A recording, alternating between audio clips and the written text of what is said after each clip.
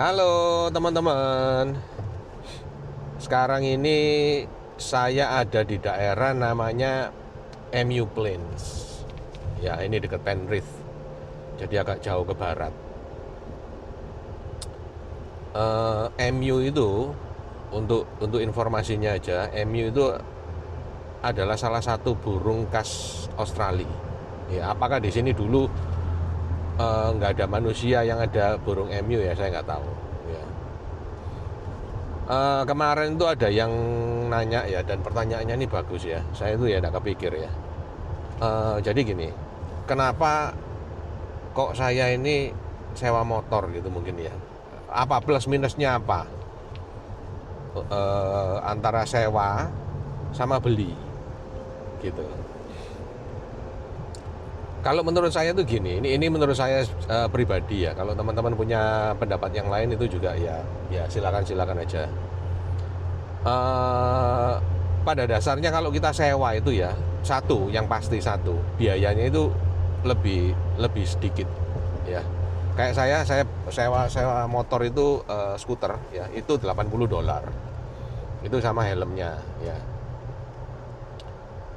Kalau misalnya beli yang tahun, saya tanya sama persewaan motornya, kalau saya mau beli motor ini ya motor yang saya sewa itu, yang saya pakai itu berapa? Dia bilang ya kurang lebih 2000-an gitu ya. Nah, jadi biayanya untuk awal sudah pasti saya cuma bayar 80 ya, sama bond money-nya ya 250 ya waktu itu ya, saya lupa. Dibanding langsung beli 2000.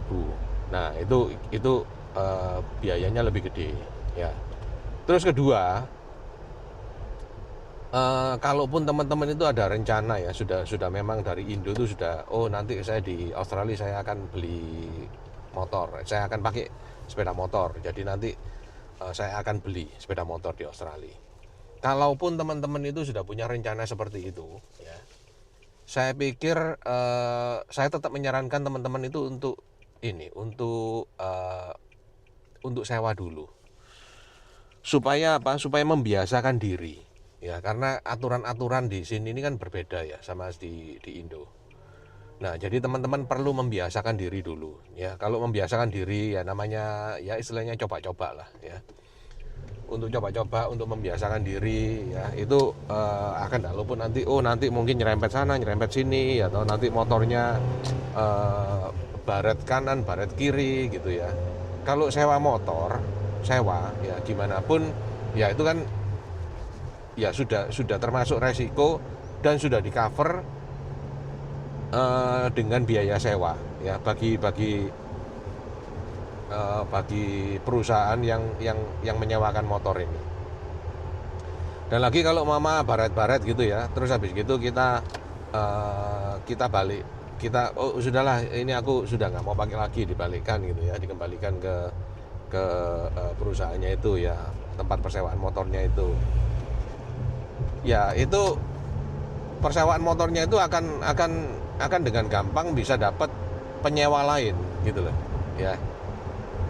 Saya mau tanya ya sama teman-teman ya, kalau teman-teman sewa ini ya, apakah teman-teman itu akan diteliti, harus nyari yang motornya itu benar-benar yang tanpa baretnya, masih mengkilap, masih gimana kan, enggak toh ya. Pada dasarnya kita kalau kita mau sewa itu, kita itu akan lebih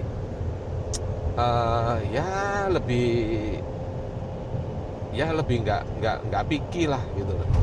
Ada baret sana, ada baret sini, ya gak apa-apa, orang cuman sewa kok. Nanti kan kalau mama sudah waktunya dikembalikan ya kan dikembalikan, ini bukan punya saya. Asal bisa dipakai, asal bisa jalan ke sana jalan ke sini, nah, gitu kan. Tapi kalau kita mau beli, ceritanya beda. Kalau kita mau beli, kita akan cari, ini harus ini kok berat ini apa ini, habis kecelakaan ya, habis olinya gimana, mesinnya gimana kan gitu. Nah, kalau untuk masih dalam tahap coba-coba, kalau baru pertama kali ya ya teman-teman lebih baik sewa ya. Setelah biasa, baru setelah itu teman-teman beli. ya, beli sepeda motor. Nah, kalau sudah beli sepeda motor, baru teman-teman cari yang wah, yang bagus, yang apa, dan itu teman-teman ya sudah bisa lebih apa ya, lebih ngerti ya, supaya tidak lagi terjadi kesalahan-kesalahan ya, serempet sana serempet sini apa gitu. Itu teman-teman nyetirnya sudah lebih matang gitu. Itu menurut saya seperti itu.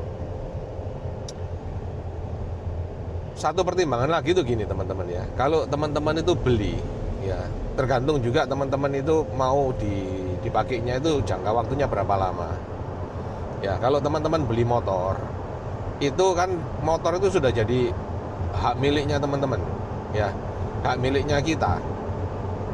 Jadi kalau nanti misalnya wah, saya sudah nggak mau pakai lagi, sudah mau misalnya ganti mobil misalnya ya, atau ganti motor yang lebih gede ya, atau ya pokok motornya ini mau gak dipakai lagi ya. Nah, itu kita harus jual motornya itu ya toh. Nah, kalau jual ini ya gampang-gampang susah, perlu waktu. Beda kalau mau sewa ya, kalau sewa itu oh ya udah, pokok setelah perjanjiannya saya sewa minimal 1 bulan. Setelah lewat 1 bulan, sewaktu-waktu nggak mau dikembalikan ya sudah, selesai, nggak ada urusan lagi gitu. Beda sama kalau kita beli.